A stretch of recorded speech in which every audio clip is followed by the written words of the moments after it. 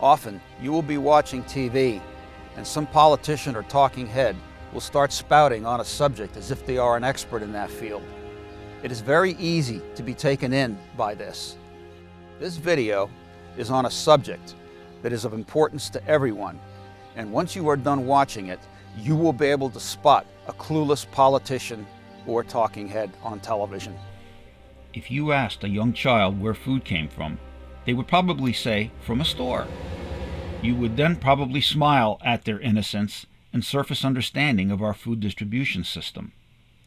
You may then take the time to explain how farmers grow and harvest the food, how trucks deliver the food to markets, and how stores are merely the last step in the system to distribute food to the people. You understand the system that brings food, that vital necessity for survival, to your table. Yet, if you ask people how another vital necessity for survival called money comes into being, most will simply say that the banks or that the government prints the money. How does this money actually make its way into your pocket or bank account?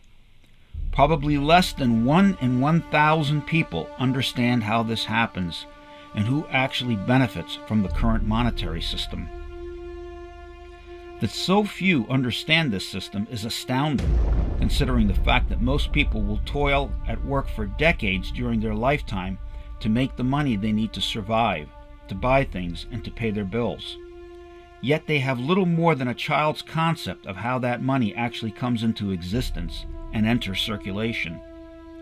Like the children not understanding where the food comes from, most people do not understand that our entire monetary system is based on debt and are not aware of how it benefits the select few at a high cost to the many.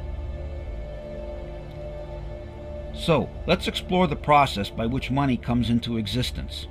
Once you understand this, you will be that 1 in 1,000 that actually gets it. The first step is to understand that the Central Bank of the United States, known as the Federal Reserve, is not a government entity, but a cartel of private banks. It is no more federal than Federal Express, and it has no reserves. It exists to service the interests of private banks. When the Federal Reserve decides to increase the money supply, it can do so by using either electronic entries into accounts or through the creation of newly printed bills known as Federal Reserve notes. Either way, money enters into circulation.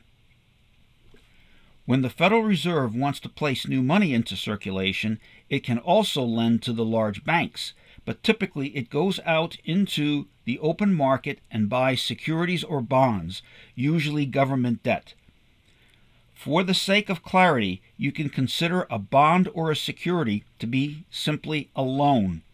It is a debt to be repaid at a later date.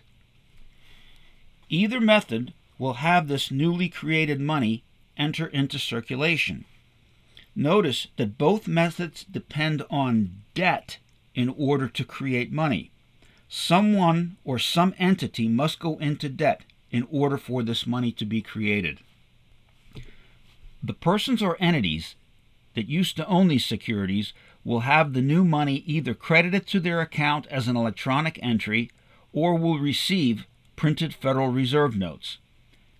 An electronic entry entails simply keying of data into a computer. If the money is spent, then those who received the money will probably deposit the money into a bank.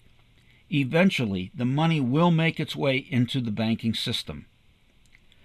The same thing happens on a smaller scale when a depositor places money into a bank. The depositor is actually loaning the bank their money, with the bank promising to repay it at a later date. Now this is where things start getting interesting. How can the bank tell you that the money you deposited is available to you for withdrawal when they are actually lending it out to others? This is where fractional reserve banking comes into play.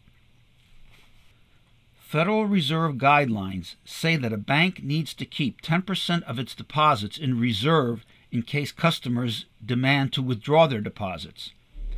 The idea here is that probably no more than 10% of the depositors at any one time will want to withdraw their money.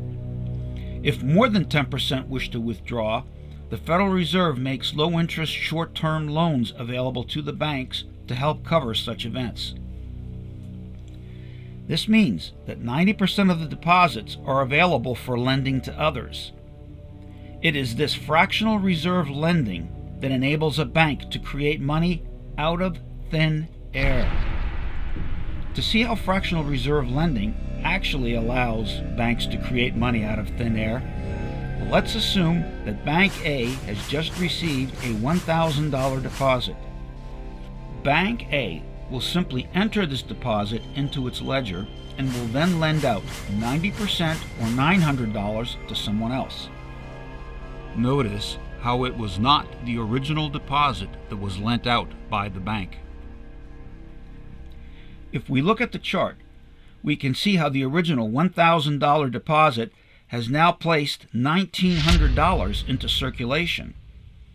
The result here is that the bank has taken the original $1,000 deposit and turned it into $1,900 by giving the original depositor credit on his deposit and then lending the additional $900 out to someone else.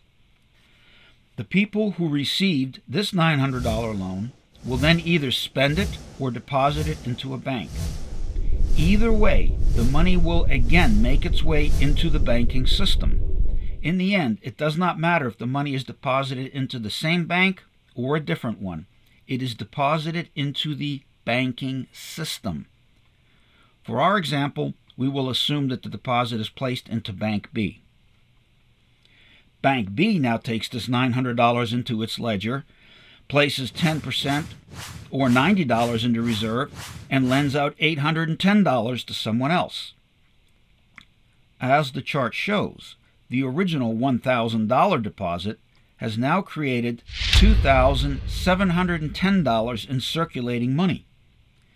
This $810 loan will then also eventually make its way into the banking system, and let's assume that someone deposits that into Bank C. Bank C will then enter the $810 into its ledger.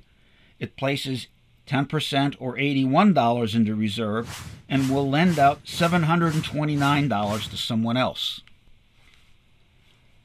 The chart shows how the original $1,000 deposit has been turned into $3,439 by the banks. This is how the banks, in effect, really do create money out of thin air. It is important to understand that the debt overhang grows as the money supply grows. This process will continue with each loan gradually getting smaller and smaller until it finally peters out with approximately $10,000 in circulation from the original $1,000 deposit. Now, as we have shown, our money supply is based on the fact that someone or some entity is in debt to another. When someone pays off their debt, that money is extinguished from the money supply as we move back up the charts towards the beginning. So, if every amount of debt taken out increases the money supply by the same amount, and when the debt is repaid, then the money supply is decreased by the same amount, then isn't there a balance? The answer is no. The problem is, where does the money to pay the interest on the loan come from? This money does not exist. In fact, with our current debt-based monetary system, every loan is designed to default because the money needed to pay the interest on the loan is never created.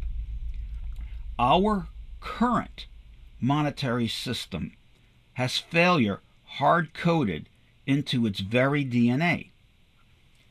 So, how do so many loans get repaid if there is not enough money created to repay both principal and interest? It is repaid when someone else takes out a loan or uses a credit card, which is just another loan, and increases the money supply by doing so. Of course, this new loan also has associated interest charges, and therefore each loan adds to the total debt overhang inside the monetary system. Eventually, the debt overload created by compounding interest overwhelms the system's ability to carry that debt, and ultimately it must collapse. We are nearing that point in our current system. So think about this for a minute. It is impossible to pay off all the debt in our system because of the way it is designed. Even if it were possible to pay it off, doing so would extinguish our money supply and economic activity would grind to a halt. Who benefits from this system of perpetually compounding debt? Why, it's the bankers, of course. They have no desire to change the system, with these perpetually compounding payments going into their pockets. These bankers reap this extraordinary benefit through money that they have created out of thin air. They then turn around and use this wealth to make sure that the government does not make any changes to the system that serves them so well. So the next time you see a talking head or politician on television talking about the need to pay down the debt, you will know they are totally clueless on how the system works. They are not 1 in 1,000 who do understand. Listen to them and smile, just like you would with those little children who tell you that food comes from the store.